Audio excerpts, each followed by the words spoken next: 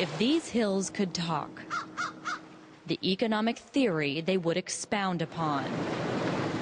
Ladies and gentlemen, please welcome. Ideas that could change the world. The future is not predetermined. Or at least billionaire George Soros bringing together PhDs and Nobel Prize winners with the backdrop of historical Bretton Woods would suggest someone is hoping they will. At Bretton Woods, New Hampshire. It was here Allied nations came during World War II. With an economic system in crisis, they came searching for stability. They formed the International Monetary Fund, the World Bank, and established the U.S. dollar as the global reserve currency. It's here that decades later, in the wake of a financial crisis, a group of influential economists and former policymakers have gotten together to try to rethink that very framework to reflect a different world. So everything that we have taken for granted for almost 2 centuries, American and European dominance, is no longer a fact. And in adjusting to that fact and cleaning up the mess of the 2008 financial crisis in the U.S. to move the country forward, critics here paint a picture of near continuous failure of U.S. policymakers to do the job.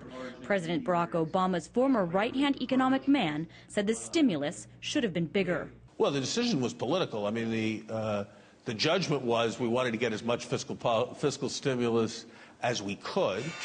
Meanwhile, the Wall Street bailouts of the time and Federal Reserve reaction favored finance. They saved the big banks, but they have not really gotten our economy going again. The financial reforms passed by Washington, supposed to end too big to fail, haven't.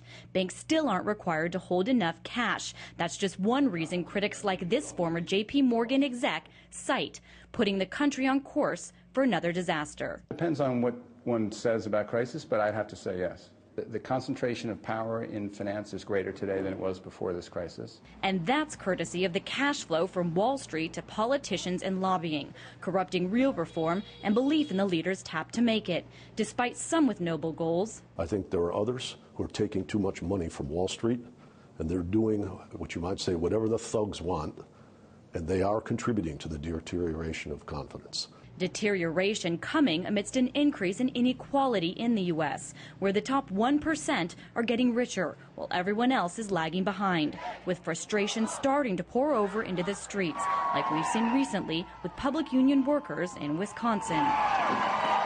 Nobel Prize-winning economist Joseph Stiglitz believes it's all sending the country in the wrong direction. That's right.